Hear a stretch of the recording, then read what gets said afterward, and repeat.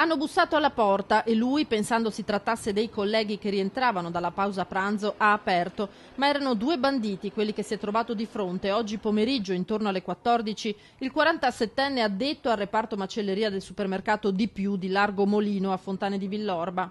Al punto che quando tutto è finito è stato colto da malore e portato via in ambulanza.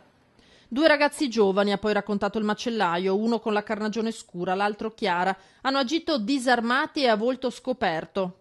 Dacci i soldi, gli hanno intimato, dacci i soldi. Difficile però dire se fossero italiani o stranieri. Lo hanno schiaffeggiato e strattonato, chiudendolo poi nel magazzino del discount, mentre loro arraffavano i contanti dalla cassa del reparto macelleria, circa 1.200 euro il bottino.